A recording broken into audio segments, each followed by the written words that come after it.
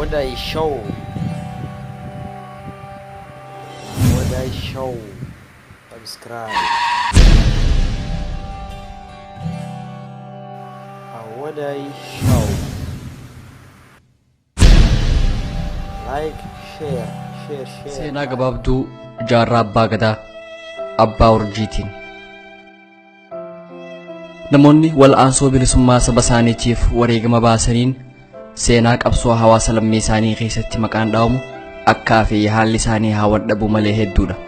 Haa ta'uu malee sabni isaanii diinaaf oggolee hiriyoonni mataa gadi cabsanii dantaa isaanii hordofanuu gadaantummaa lammii fudhachuu diduun qabsoo bilisummaatiif muratanii lammii isaanii wal'aansoof kakaasuun tokkicha fakkaataa hin qabne warri tahan garuu hawaasuma hunda keessatti qaaliidha.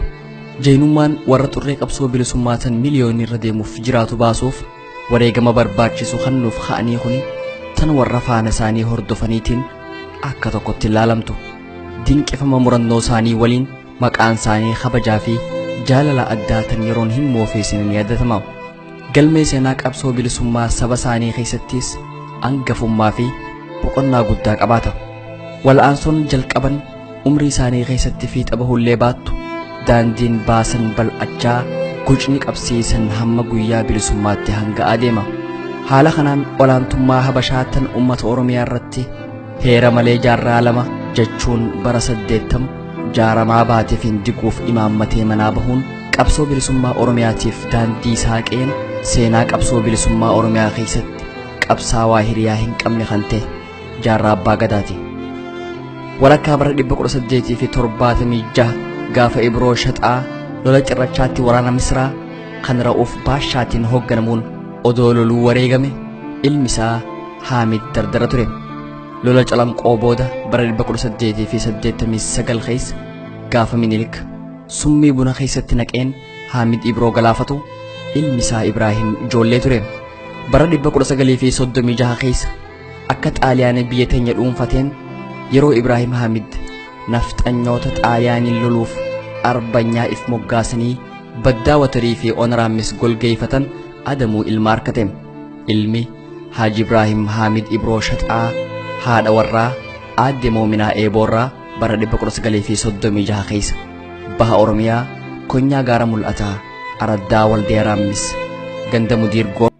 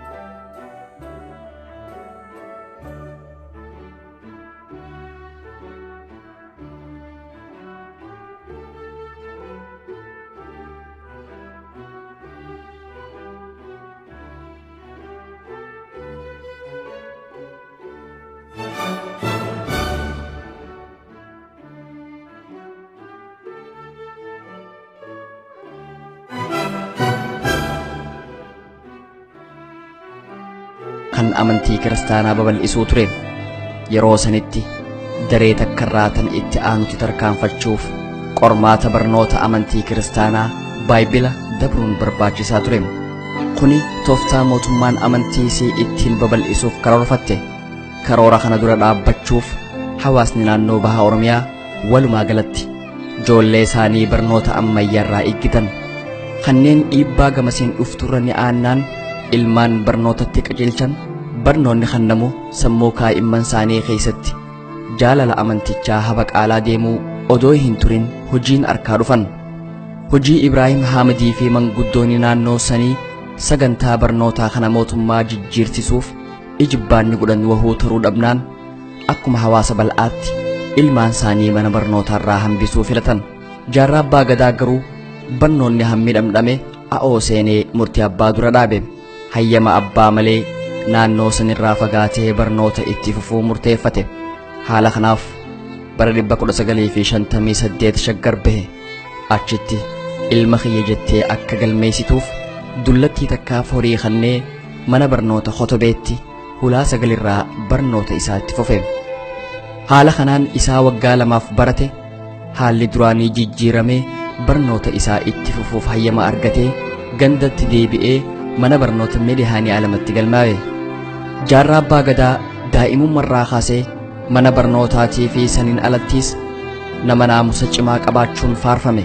Haalaa fi amala badoo yeroo sanitti kaa'imman harkisanirraa walaba ta'uu malees jiruu sadootan keessatti dhalate hordofuu caalaa rakkataa fi dhabaaf anaannachuu fi gargaaruun nama joollummaan qoma fudhatte.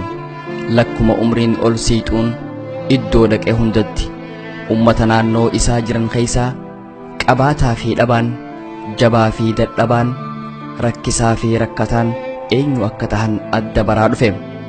Ummata ganamaa fi galgala garaan isaa mararfatuuf kan jallina hiree mude talisummaa fi kashlabbummaa odoon ta'an sirna gabrummaa taachaa fi inni jireenyaan haala wayyaa keessa jirus isaan irraa tokko tahuu hubate. Ummanni inni irraa tokkoo kuni araraafama malees qe'uma isaanii keessatti mirgabbaa biyyummaa dhabanii warra naannawa san dhufan hundaan namaa gaditti ilaalamu lakkumaan harkaa fi dhageetii jibbaa dhufe. Haala kana dura dhaabbachuu dhiisanii afaanii fi aadaa hawaasa biraa fudhachuun maalummaa isaanii dhoysuuf warra tattaafatan maganfachaa gama isaatiin bakka deemu hundatti maalummaa isaa haalota adda addaatiin mul'isuu jalqabe. Mana barnootaa keessattis afaan isaa dubbachuu fi aadaa isaa agarsiisuun eenyu akka ta'e ifa baasutti seene. Kan isaa bira kutee bara 1961 Oromoota biyyoo Adaree keessatti barachaa turan gurmeessuun maalummaa isaaniitti akka boonan onnachiisuu jalqabe. Gaafa iidaa galma sinimaa magaalaa saniitti agarsiisa aadaa qopheessuun maalummaa isaanii taraa duraatiif dooyaarratti baase. Mana barnootaatiin alattis guyyaa barnoota hin qabne warra biraa waliin otoobusaan olii gad deddeemanii warra yeroo makiinaa keessa seenan ummanni balfee biraa fagaatu itti maxxanuun kursiirraa ka'anii fi teessisuun ba'aa gargaaruun lammiin mataa ol qabatanii akka deeman onnachiisuu jalqabe. Haalli kun guyyuma guyyaan keessatti dasaa dhufee hulaa 12tti jaalala barnootaa kan amrii abbaa malee shaggar baheef keessaa xuuxee kan sabaatiin bakka buuse. Jaarraa abbaa gadaa barnoota yeroo sanitti biyya keessatti kan namu xumuree yoo itti fufullee fedhe biyya alaa deemee barachuuf hiree gaarii nama qabu ture.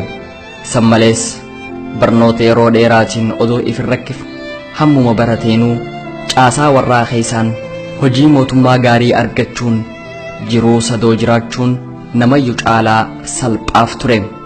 Garuu yaaddoon dhibdee ummataa hegereesaa caalaa sammuu fudhachuu bira kuttee haala san maganfachiifte.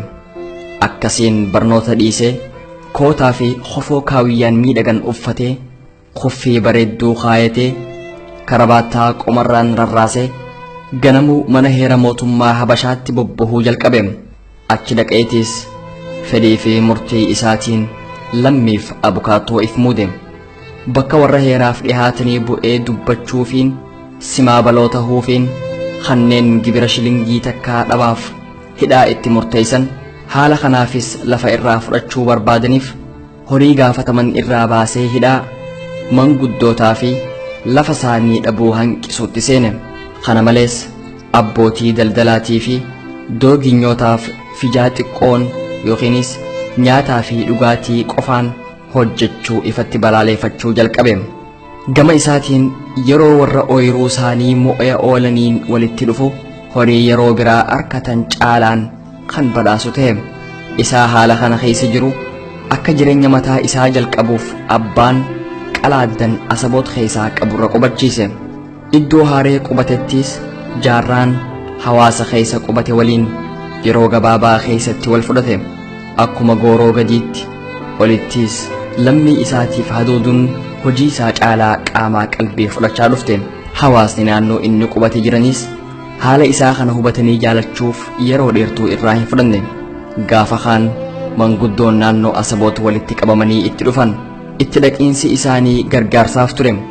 Garuu gargaarsi gaafatan kan diinagdee yookiin mana heeraa hin turre. Mana marii mootummaa biyyaatiif filmaata godhamuuf deemu irratti qooda fudhatee paarlamaana keessatti akka isaan bakka bu'uuf ture. Manguddoonni gaafa fedhii tanaan jaarraatti dhaqan hawwii isaanii akka bakkaan gayuuf abdii irratti qabaachaati. Jaarraan hunda caalaa nama aadaa kabaju. Haala kanarraa kan ka'e manguddoota harka darbuu dadhabe. Akka fedhii isaanii dhagayeen filmaanni Itoophiyaa keessatti deemu kan sobaa akka ta'e fakkeenya hedduun amansiisuuf tattaafate. Manguddoonni garuu akkasuma waliin inni qoodarraa fudhachuufiin gammachuu isaanii taachaa ibsaniif. Akkasiin filmaata mana marii Itoophiyaatiif bara 1965 keessa godhameef dorgommiif if galmeesse. Guyyaa filmaataa manguddoon biyyaa hawwii isaanii bakkaan gayuuf lammii takkaa filmaatarraa qooda hin fudhatin mara bakkayyuu kakaasanii sagalee kannisiisan. Haa ta'uu malee gaafa murtiin filmaataa himamu lakkoofsa sagalee kan jaarraan harkate jedhame gurra ummataa seenuu dide. Murtiin sanduuqa jaarraa abbaa gadaa kan iddoo filmaataa hundatti waraqaa sagaleetiin takashamaa ture duwwaa gootee nafxanyicha qoonqa beesaa ture injifate. Murtiin filmaataa manguddoo fi oromoota naannoo sanii haalaan dallanse. Jaarraaf ammoo haala mootummaa habashaa caalaa kan ifa baasu ta'e. Haala filmaataa booda gaaf tokko jaarraa abbaa gadaa dubartii jaarsi mana hidhaa Asaboot keessatti irraa ajjeefamee hulaa poolis xaabiyaa dura dhaabbattee boochuu takkaan walitti dhufe. Kan warri harkan martee callisanii bira kutan jaarraan garuu akkuma amala isaatti itti dhihaatee dhibdee isii gaafate. Yeroo waan isii mudatti irraa dhagee gargaarsa bira dabree bakka isii bu'ee iyyannaa isii mana heeraatiin gayuu murteeffate. Tattaaffanni dubartii bira dhaabbachuu jaarraa fi ajajaa poolis xaabiyaa naannoo sanii kan aangoo shaamballummaa qabu kan jaarsi dubartii to'annoo isaa jalatti du'e wal afaan buuse. Jaarraan dhiiga jaarsa dubartii baasuuf shaambalticha mana heera ol aanaa magaalaa Biyyoo Adareetti baannate. Haa ta'u malee jaarraan Adaree fi Asaboot jidduu deddeebi'ee amaarticharraa wahuu taruu dadhabe. Yakki sun hanqatee manuma heeraatu dhaabuun rakkise. Waraqaa yaamicha mana heeraa tan Adaree itti fidu shaambaltichi ija isaa duratti kan cicciru tahe. San bira dabree antee gallaa asalecha haallau yaa gaallicha siin hifachiisa jechuuniin heeraa ol tahuusaa irra deddeebi'ee mirkaneesseef. Jaarraan gama isaatiin dooginyoota hawaasa Oromoo keessaa diinni muudee ifitti dhiheesse keessaa warra beekutti dhihaatee gargaarsa gaafate. Haa ta'uu malee dooginyoota haala kanarratti gargaarsa gaafate keessaa dubbii tana yoo dhiifte irra siif wayya warra ja'uun malee kantin isa laatuuf dhabe. Haala kanaan ijibbaanni shaambalticha mana heeraa dhiheessuu guyyuma guyyaan jaarraa abbaa gadaa rakkaa dhufe. Dubbii if dura dhiibuu dadhabuun guyyaa bira taree halkan hirriba waakkachuutti seene. Akkaataa nafxanyootaa fi mootummaan habashaa lammii isaa itti ilaalan tuffii qabaniif onneen isaa fudhachuu didde. Sammuun isaa halkanii fi guyyaa shiftoota akka Hamidoo fi Habiib kanneen yeroo sanitti jiruu nagayaa jibbanii mootummaa habashaatiin loluuf daggala carcar mana godhatanii nafxanyootaa fi mootummaa wareersan xiinxaluu jalqabde. Lakkuma seenaa Hamidoo, Habiibii fi finciltoota biraa xiinxaluun haala jaraa dinqifachaa dhufe. Yoo namoonni takkeen muratanii ka'an nafxanyaa fi mootummaa habashaa dilana shororkeessan laata kanneen waloon jaaraman akkam godhinna gaaffii jettu if gaafachuutti seene. Yaaddoon kuni maqaa fi durooma warraa gubbaan barnoota naamusaa fi surra qabeenya isaatirra shamarran shashaqachaa bakka jutti jala sissiqan keessaa takka fuudhee jiruu sadoo jiraachuuf hawwuu surrii isaa keessaa haqe. Diinni saba isaa qawween if jalatti oggolchee lubbuu fi qabeenya isaanii irratti abboomaa odoo jiruu hamashaa dubartii bareedduu boraafatee sirnaaf ilmaan horuu maganfate. Akka itti jiru kanaan waan dandayuun lammii isaa gargaaruun jijjiirama hundee akka hin finneef hubatee akka Umar Mukhtaar kan biyya Liibiyaa faatti loltuu bilisummaa tahee lammii isaa gabrummaa jalaa baasuuf qabsaa'uu filate.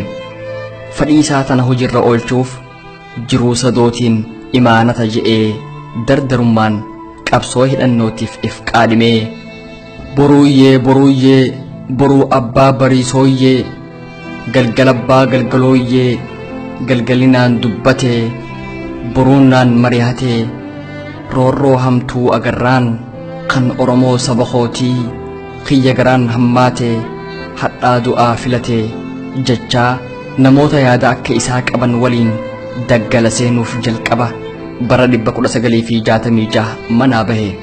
Barbaanni jaalaa jaarraa abbaa gadaa qe'eerraa fageessee gaaleetii sheekha yeroo xiqqoo dura mana hidhaa mootummaa habashaa keessaa bahuu gargaare tokko bira geesse. Sheeyni akka murtii jaarraa hubateen dhibdee ummata isaaniitiif furmaata waaraa barbaaduu dhabuun inumaa rabbi biratti dirqamarraa gaafatamuuf jiraatan taachaa ibseef. Akkasiin jaarraa abbaa gadaatii fi sheeytichi qawwee hamma harkataniin qabsoo hidhannoo bilisummaa jalqabuuf murteeffatan. Isaa karoora kanaaf haalaa fi tarsimoo tolfachuuf naannoo miicataa dhaqeen daldaloota roobee fi miicata jidduu deddeebi'an irraa fincila oromoota baalee dhaga'e. Oduun gurra seente daranuu mirqaansitee waan haaree jalqabuurra warra duruu diina irratti lola jalqabanitti makamanii qabsoo finiinsuun irra wayyaa tahuu sheeyticha waliin murteessan. Murtii isaanii hojiirra oolchuuf darasoota sheekaa 15 waliin karaa baalee sossohan. Garuu lafa gammoojjii goggoyduu siriphiin weeraramte keessa akka hamma tokko deemaniin haalli amnaa sheeka keessaa hamilee if dura deemuu xuuxxee darasoota isaa waliin if booda deebi'uu murteeffachiifte. Jaarraan akka murtii isaanii dhaga'een wadalamiyaa fi galaarratti fe'anii deemaanii turan qofa akka dhiisaniif kadhate. Akkasan arkateen yaada manaa baheef bakkaan gayuuf amna isaa kophaatti fufe. Lafaa fi hawaasa hin beekne keessa harree fe'atanii bilisummaa barbaada deemuuf gaafasii mitii arrallee murannoo fi gootummaa ajaa'ibaa qabaachuu nama barbaachisa. Jaarraa abbaa gadaa karaa takkaa irra hin deemin hawaasa isa hin beekne warra nama hin beekne hanqatee kan beekanittuu waan inni iyyaafachaa deemuu hin himne keessa xariiqummaa Sheekh Hussein himachaa dukkanatti ija dhiibaa jeenummaa isaatiin bakka garaa gahe. Kana booda seenaan jaarraa abbaa gadaa qabsoo bilisummaatiif godhe bahara daakanii keessaa bahuu hin dandeenye keessa nama cuupha. Loltoota barbaadee itti dhaqe waliin lola adda addaa keessa nama naqa. Laga dhaaretti gootummaa qixa hin qabne daawwachiisee karaa gindhiiriin Soomaalii nama geessa. Achirraa ammaas miyaa fi kaameeraa baadhachiisee fincilatti ol nama deebisa. San booda lola gola eela roojii kan diinni qabsaa'otatti samii gubbaa boombii roobse faarraa qooda nama fudhachiisa.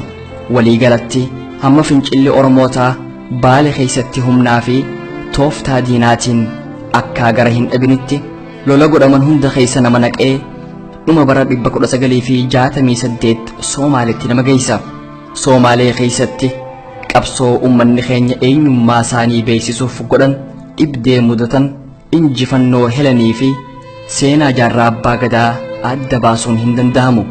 Jaarraa abbaa gadaa Soomaalitti akka deebi'een ilmaan lammii kanneen karaa adda addaatiin seenanii Soomaaliyaa keessa jiran barbaadee walitti fide.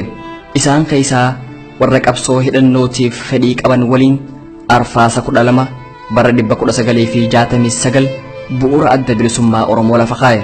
Jaallan adda bilisummaa Oromoo bu'uureessan kuni alaabaa faaruu alaabaatii fi faaruu biyyaa baafatanii leenjii tooftaa waraanaatiif isaan barbaachisu fudhachuuf dhuma bara 1969 irraa hamma jalqaba bara 1970tti basaasota mootummaa Soomaalee jalaa mimmiliqaa tokko lamaan magaalaa Adan seenan.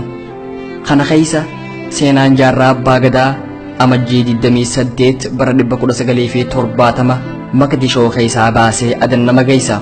San booda Adan irraa fuudhee Iraaq irraa gama magaalaa guddittii Suuriyaa Dimashq namaan barara. Dimashqatti jabahaa Filisxiin waliin wal nama barsiisee mooraa leenjii waraana isaanii ifii waliin nama naqa. Leenjii booda waxabajjii 3 bara 1970 Dimashqaa fuudhee Misra geessee Bagdaaditti nama deebisa. Achirraa mi'a waraanaa baadhachiisee adanitti namaan ka'a. San booda onkololeessa 17 bara 1970 hoogganummaa qeeroo ganamaa muudee adani raadooniin karaa biyyaatti namaan sossoha. Galii kanaafis bahara hindiirra oofee qarqara lafa Soomaalee tan bulloo harja'amtu nama geessa. Achirraan odoo hin jaalanne fuudhee mana hidhaa Mandheeraatti namaan qajeela. Iddoolee jaarraa abbaa gadaa dhaqee fi karaaleen irra deeme hundi seenaa dinqifamoo keessatti hojjetaman qabu. Seenaan mana hidhaa Mandheeraa qofti himamee hin dhumu. Manni hidhaa Mandheeraa iddoo jaarraa abbaa gadaa dhibdee mataa isaarra aanee jaallan qaamaa fi sammuun rakkatan jajjabeessuun hogganummaa isaa hojiin itti mirkaneessa keessaa tokko. Kana malees jaarraa abbaa gadaa hogganaa qeeroo ganamaa tahee fuula Ziyaad Barree dura dhaabbatee seenaa Oromoo nama barsiise.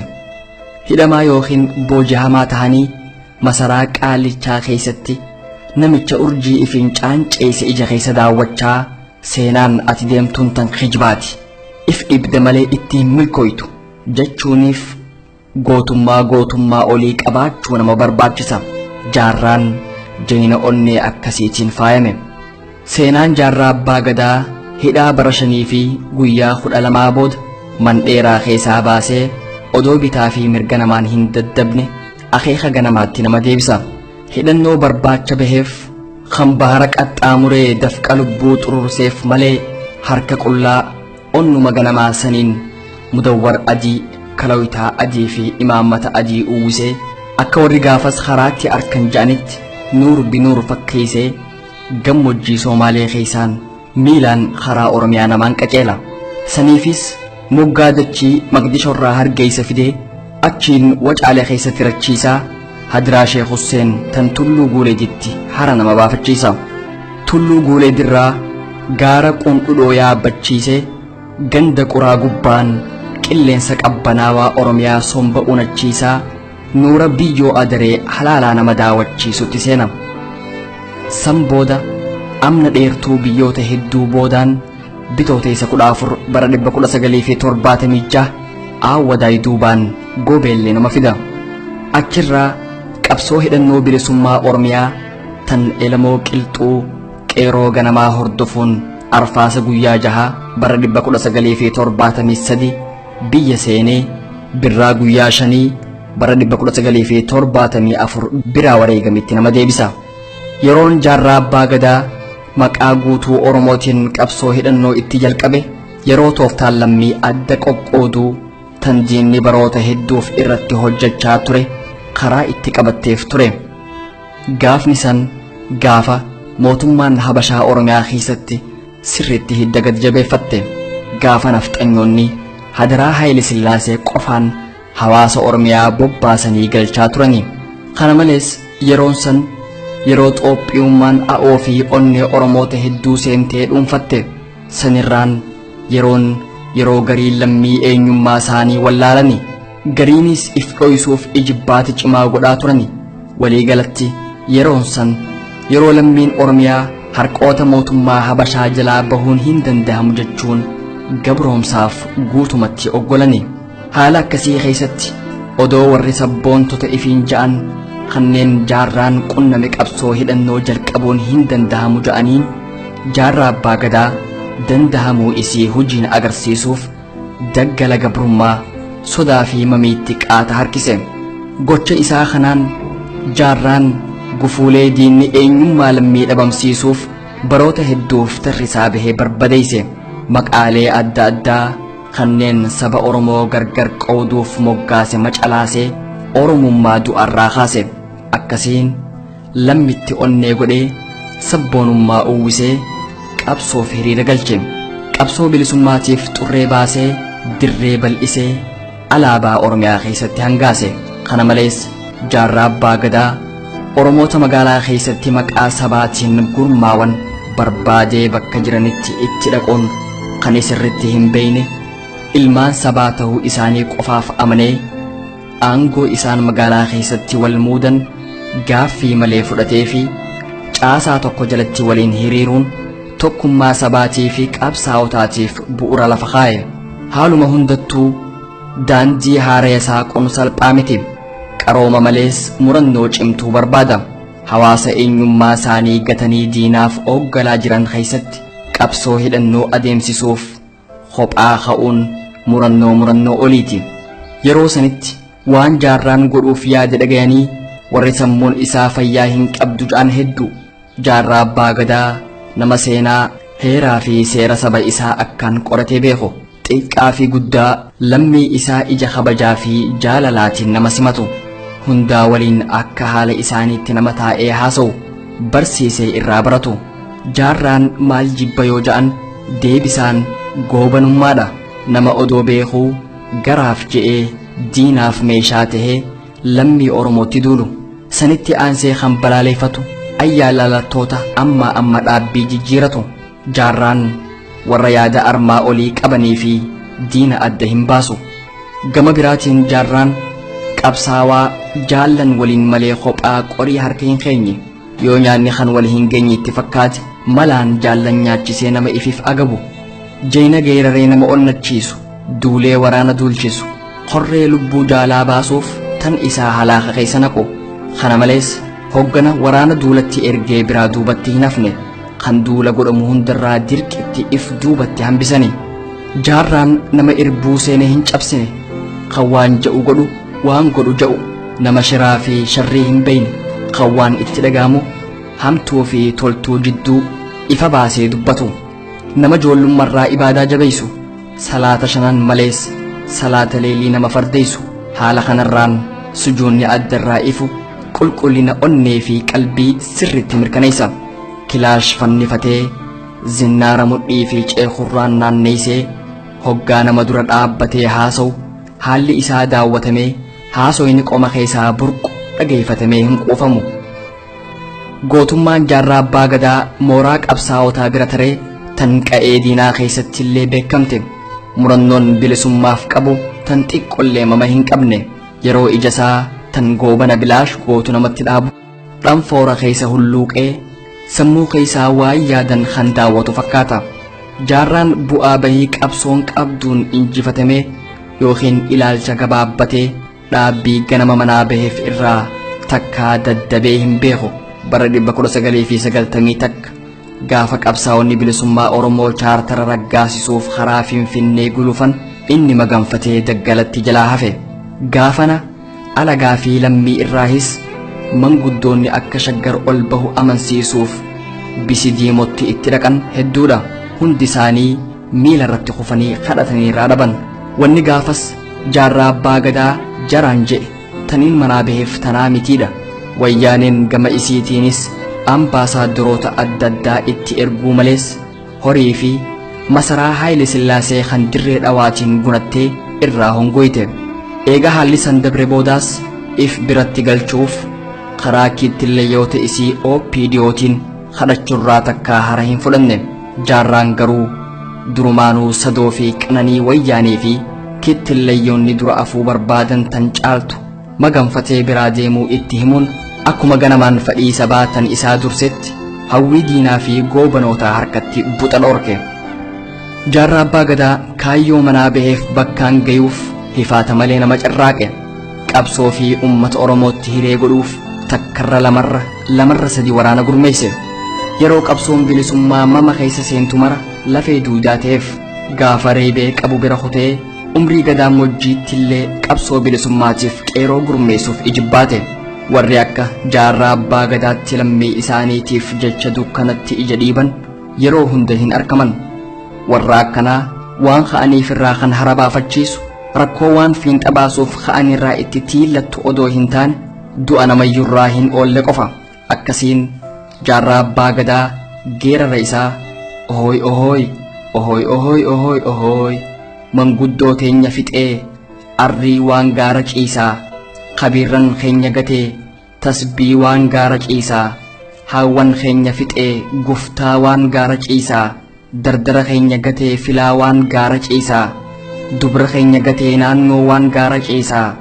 Kana hundaan arkaa akkanitti garaan na ciisa ja'uun halkanii fi guyyaa saba isaatiif alaan aluu iftiina hawweef odoo hin arkin bitooteessa guyyaa 3 bara 2013 toora asirii umrii 77 boqote.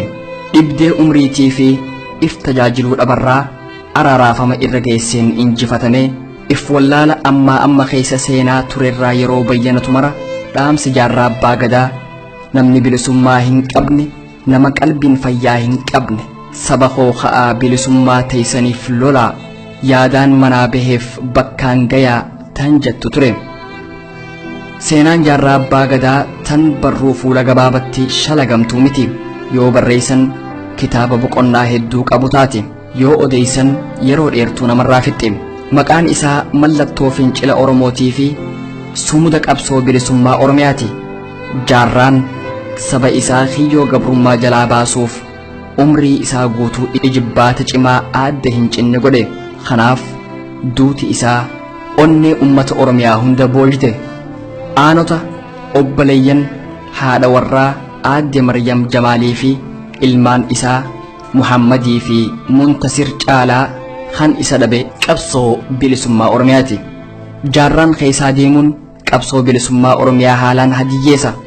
Qaawni jaarraan mooraa qabsoo keessatti lakkise qabsaawaa fedheen tan duudduu miti.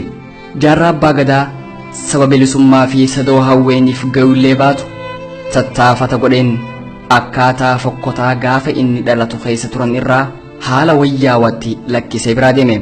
Dhiibbaa hawaasni Oromoo irratti godhaniin diinni injifatame reefki jaarraa abbaa gadaa biyya Yaman magaalaa San'aa iddoo itti aakhirame irraa bitooteessa yookiin maarchi guyyaa 7 bara 2013 biyya geeffame. Diinni biyyatti galiinsa reefka jaarraa abbaa gadaa hayyamullee kabajaa maluun akka hin awwaalamne godhuuf shira hedduu dhandhaare. Dura akka waa hundi dhumee guyyaan reefki biyyatti deemu gaheen iddoo awwaalchaaf irratti walii galame calanqo dura dhaabbate. Maatii jaarraatiin yoo feetan raammisii fi watar keessaa tokko filadhaa murtii jettuun laagaa danqare. Hoggaa gamanaan akka fedhu harkate ummanni biyyaa bahanii jayna isaanii akka hin awwaalanne godhuuf karaa kitilleeyyotaatiin lafa jalaan hawaasa dorsisuu jalqabe. Haala kanaan reefki jaarraa abbaa gadaa ummata masgida guddaa dirree dhawaa guutanii irratti salaatuuf eegaa turanirraa akka dhibaahu taasifame. Akkasuma waliin namoonni achitti argaman hammi tokko sodaa malee irratti salaatan. Achi malees masjidoota biraatti kan reefki bira hin jirre ummanni jayna isaaniitiif salaatul gaa'ibii fi du'aa'ii godhuufiin hawwii diinaa kolaasan. Hoggaa reefki dirree dhawaarraa karaa watar sossohees awwaalcha jaarraa abbaa gadaa kan diinni dhoysetti akka ta'uu barbaade lammiin dura dhaabbatte. Akka tuunni makiinota reefka jaarraa abbaa gadaatiin deeman dhangaggoo dabraniin ejersa ruufaarraa kaasee hawaasni iyya waliif dabarsanii waan itti jiran lakkisanii karaa makiinaatti dhangalahuu jalqaban. Akkasitti reefi jaarraa abbaa gadaa namoota 30 caalaniin dabaalamaa watar seene. Haala kanaan jaarraa abbaa gadaa bitooteessa guyyaa 8 bara 2013 ganda haajiitti qabrii akaakoosaa Ibroo Shaxaa nama waraana Misraatiin odoo loluu wareegamee reefi isaa raada 100 diinarraa bitame maddii akka ciisu godhame. Jaarraan kutullee seenaan isaa ummata Oromiyaa maraan dhaloota dhufaa jiruun yaadatama. Rabbi jannatul firdawsiin haa qananiisu. Barreessaan Abdurrashiid Abdurrahmaan yookiin Abbaa Urjiiti. Seenaa isaan Usmaan Abdulaxiifi ogeessa suursagaa Abdii Jamaal waliin ta'uudhaan